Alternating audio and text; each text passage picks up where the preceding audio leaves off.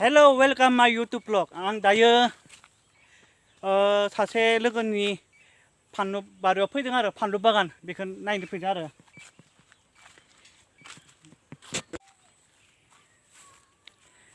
ओइ नोंलाय मा खालामदों बेयावलाय नों मा खालामदों फानलु खेथि खालामदों नै औ नंगौ आं माने ब्लग बनायनो हायदों आरो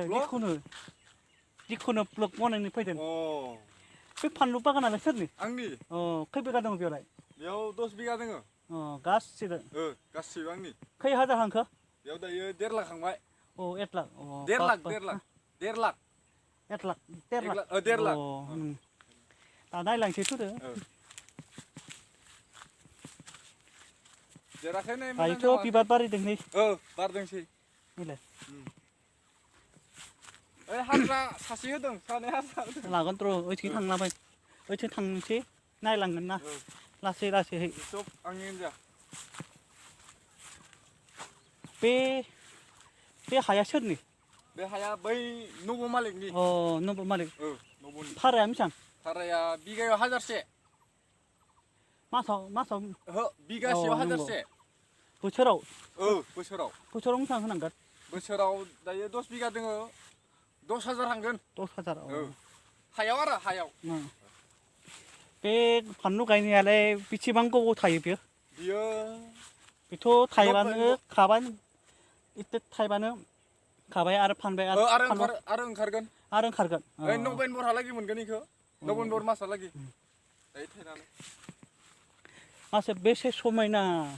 फानलु बागानालाय बेसे समायना नायनो मोजां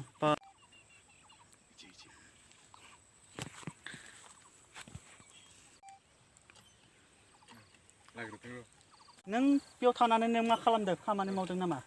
हाजिरा मावदों जों बेसेबां मोनो 300 नों बेयाव मावनानै जायो नामा बेफोराव मावनानै जायो खामानि मावनाया मोजां नांदों ना हामा नांदों खस्थ' नांदों नामा बिराद खस्थ' नंगौ गरम गरमथा नै बा बोथोराबो गरम माथो गोलोमदैसो जाखो गोलोमनायालाय आरो गरम लायदों मालिकाथ' दै लाबोना होफैनांगौमोन मालिका मालिका गैया मालिका बेनो मिथिला इयो बाङाय एसे बिबार बारायदों माथो दायो थायसिगोन बेयो माब्ला थायगोन बेलाय माब्ला फिथाइ जागोन बेयो दा मासाव जासिगोन बे मासाव फाननाया बेसेबां जायो बेलाय फानबाला बियो दामनि खिथा सेरसेयाव बेसेबां सेरसेयाव 40 थाखा जाहैयो सेरसेयाव 40 थाखा सेरसेयाव 40 थाखा दायो दाम गैया दामनि खौरांखौथ' आरो खिथानोथ' हाला आरो बैनियाथ' आरो एसे बुंदों नोंसोरनि गामिनि सानै बेयावबो बोराय बिसोर खामानि मावदों हाग्रा माबा हाजावदों 5 केजियावनो 500 होनो माथो जायो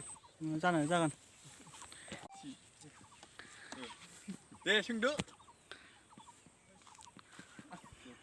नों आमाया नों बेयाव मा खामानि मावदों आङो हाग्रानि दावाइ होदों मानि नाम बियो माबा रायसिल बेसेबां लायो बेलाय 400 दावायालाय माबायदि बेयो दावाइफोरा दावाया बियो माबा बे दै कालारजों एखे बेबायदि कालार एखे बे दाउ सारनाया खस्थ' नांदों ना मोजां नांदों आदो खस्थ' खामु खुबैबाय फुंनि 8टा बाजियाव हायनायमोन सेबथा लेबथा थागासिनो फुंनि खैथानिफ्राय सारदोंमोन नोंलाय 8टा दायो बेसेबां जाखो टाइमा दायोथ' 4टा जानायाव बारा नांला खोब 10-15 मिनिट दाथ' बे मेसिनालाय मानिफ्राय बेटारि दा आखाइनि बियो ओरैनो बेटारि लानांगौमोन बेटारिनिखौ लानो सानदों देग्लाय बायनो हायाखै बेसेबां लायो 3500 लायो नंगौ ना दुखिया सुखिया मानसि बे आखाइनिखौनो सिबदालाबाय थानांदों बे मेसिननिया मोजांसिन ना बे आखाइना मोजांसिन बेटारिनिया बरिया गाव गावनि आखाइजों ओरै खालामनो आरो आखाइजों माने आखाइ बोरियावला साम'ते होलांनो हायो आरो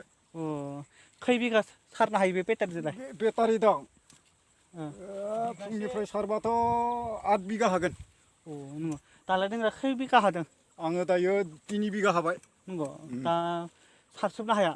दायो जोब्बाय दालाय होमबालाय मोजां जागोन मावनायाबो बेजोंनो मावनाय जाबाय था जागोन दा नोंनि मुङा मा आंनि मुङा रिपुल टाइटेलाय मा दैमारि गामि मुङा मा दैमुजुलि नोंलाय दालाय जेबो नङा हिनजाव लाबाय नामा लाबाय न'आवलाय साबैसे दं गथ'फोर साथाम दोङो साथाम फरायदों ना मा खालामदों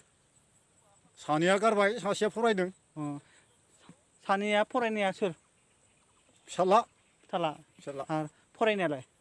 फिसाजो बे सोरो बेसेबां फरायदों फिसाजोआ 10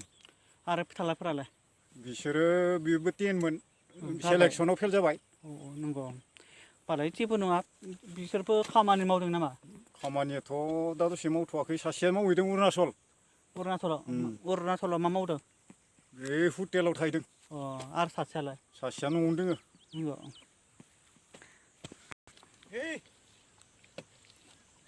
ओरै फैलाय माने ओरै लिंलांदो दसे आंखौबो मावगोन